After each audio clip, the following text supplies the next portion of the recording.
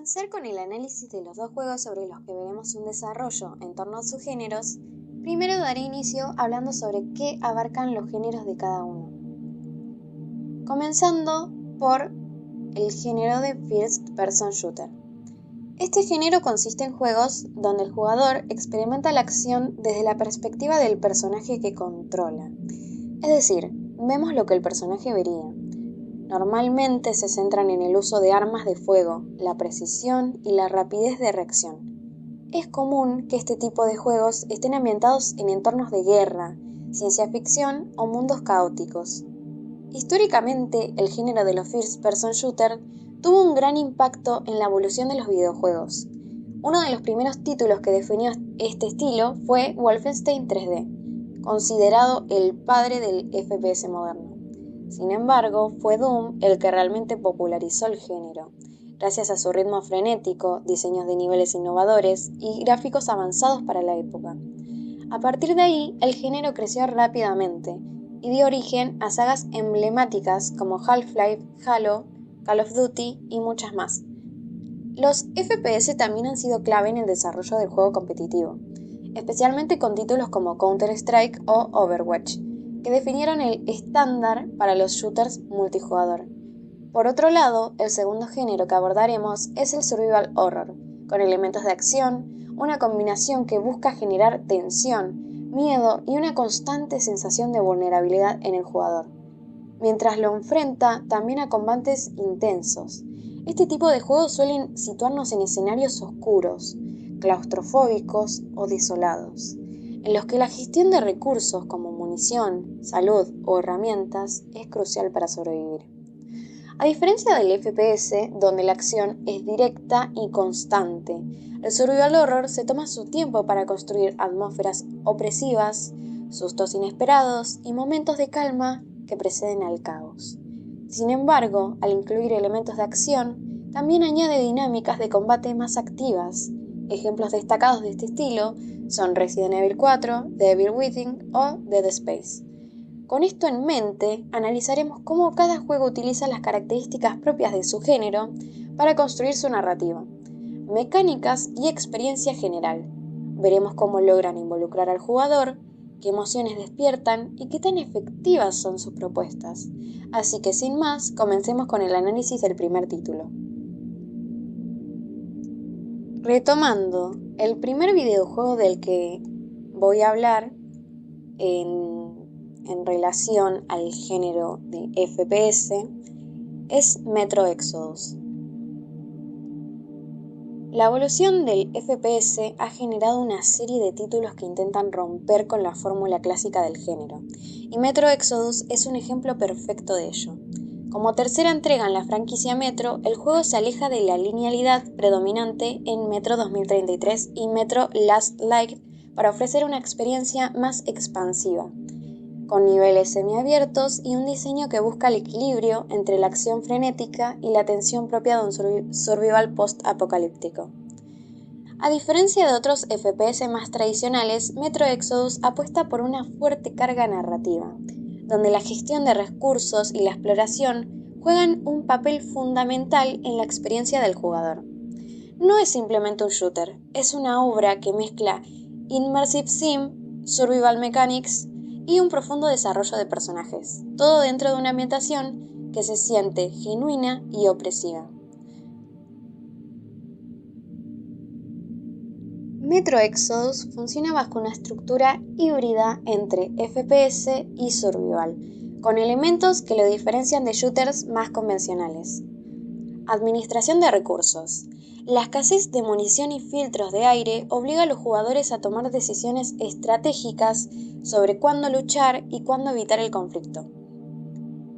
Exploración y narrativa emergente. A pesar de su estructura semiabierta, el juego conserva una atmósfera opresiva, donde cada región cuenta con su propia historia mediante el diseño de niveles y las interacciones con los NPCs. Sistema de progresión orgánico. A diferencia de un RPG, el crecimiento del personaje no depende de puntos de experiencia, sino de la mejora de armas y equipo mediante materiales encontrados en el mundo. Bien, ahora, ¿podría Metro Exodus funcionar con otro género? Si Metro Exodus cambiara su estructura a un Third Person RPG, tercera persona, o un juego más lineal tipo acción-adventure, acción-aventura, varios aspectos de su diseño se verían afectados. Empezando por el cambio de perspectiva. La inmersión sería menos intensa, reduciendo la sensación de vulnerabilidad del jugador. El combate perdería impacto al tener una vista más amplia del entorno, reduciendo la tensión en espacios cerrados. Por otro lado, tenemos la reducción de mecánicas de supervivencia. Si pasa de ser un juego survival a de repente ser un juego de acción o aventura, se eliminaría la escasez de recursos. El juego se sentiría más como un shooter convencional, perdiendo el elemento estratégico que obliga al jugador a pensar antes de actuar. La falta de administración de filtros para el aire y herramientas para mejorar el equipo reduciría la sensación de estar en un mundo hostil. Por otro lado, tenemos una narrativa menos emergente. ¿Qué pasa?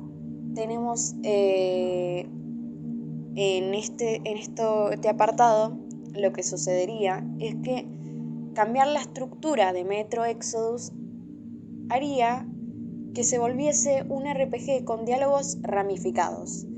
Podría ser esto que la historia sea más explícita, pero menos natural. Parte del encanto de Metro Exodus es cómo cuenta su historia sin que el jugador se detenga a leer texto extenso o tomar decisiones constantes en menús.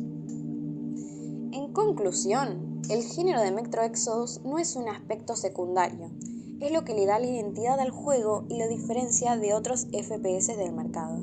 Si bien podría haber funcionado bajo un enfoque de tercera persona RPG o incluso como un stealth-based survival horror, su esencia radica en la inmersión y la combinación de acción y exploración en primera persona. Cambiar el género no haría que el juego sea imposible de jugar, pero sí alteraría drásticamente la forma en que el jugador percibe el mundo. Bien, ahora, como anteriormente habíamos aclarado que era un survival horror, me gustaría hablar sobre el segundo juego, que es en este caso Resident Evil 6. Acción por encima del survival horror. La saga de Resident Evil ha sido una piedra angular en el género survival horror, ofreciendo tensión, exploración y gestión de recursos para generar una experiencia inmersiva.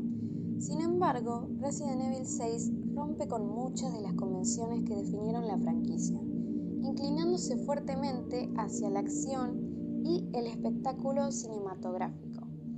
Esta entrega, lanzada en 2012, recibió críticas divididas precisamente por su falta de identidad clara. Mientras algunos jugadores disfrutaron su enfoque dinámico, otros lo consideraron una desviación excesiva del núcleo de la saga.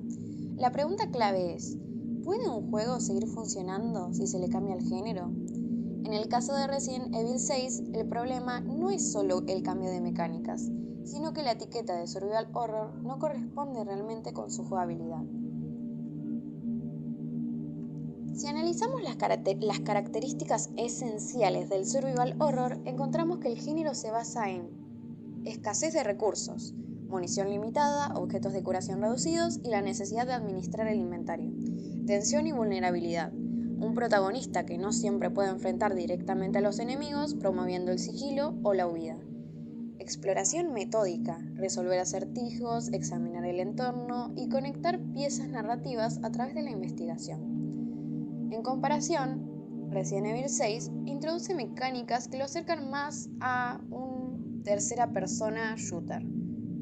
Exceso de munición y combate ágil. Los jugadores en Resident Evil 6 tienen acceso constante a balas y el movimiento ágil permite esquivar, contraatacar y realizar ejecuciones. Narrativa estructurada como un blockbuster de acción. Explosiones, persecuciones y momentos de alta intensidad se intercalan constantemente con el gameplay. Modo cooperativo sin tensión. Poder jugar con otro usuario elimina el aislamiento que hacía fuerte a otros títulos de la franquicia. Este contraste muestra que, aunque la estética del juego mantiene elementos de horror, la experiencia del jugador está mucho más alineada con la acción que con la supervivencia. Ahora, ¿cómo funcionaría Resident Evil 6 si se clasificara correctamente? Si Resident Evil 6 hubiera sido presentado como un TPS Action Adventure, las expectativas de los jugadores habrían sido completamente distintas. Algunas mejoras claves podrían haber sido un enfoque total en mecánicas de acción táctica, habilidades desbloqueables para los personajes, uso más avanzado de coberturas y esquivas para aumentar la profundidad del combate, menos restricciones innecesarias de survival horror, eliminación de inventarios limitados y reemplazos con sistemas más dinámicos de personalización de armas, recorrido más fluido y menos dependiente de acertijos en la exploración. Por otro lado, y no menos importante, un marketing orientado al género correcto. La presentación del juego hubiera destacado su enfoque en acción cooperativa y batallas intensas sin tratar de venderlo como una experiencia aterradora, lo cual claramente no terminó siendo de esa manera. Los jugadores hubieran recibido el juego con expectativas alineadas, lo que habría evitado muchas críticas negativas. Bien, entonces, además de Resident Evil 6, ¿existen otros juegos mal categorizados? De hecho existen. Podemos hablar sobre muchos, pero lo vamos a reducir en 3 juegos, de los cuales uno de ellos fue muy polémico, justamente por ser un juego que fue mal categorizado y claramente al público no le gustó para nada esto. Bueno, hablemos sobre Dead Space 3, que es un juego que pasó de survival horror a un shooter con mecánicas de rol, lo que alejó a los fans originales. Dino Crisis 2 convirtió la exploración estratégica del primer juego en una experiencia más arcade y de disparos constantes. Y The Evil Within 2, aunque conserva elementos de horror, tiene una estructura más cercana a Open World, Action Adventure, lo que generó confusión en algunos.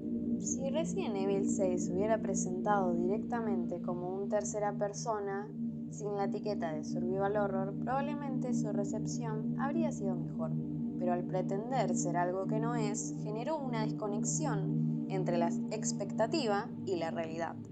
No es un mal juego como producto de acción, pero dentro de la franquicia Resident Evil es una entrega que simplemente no encaja.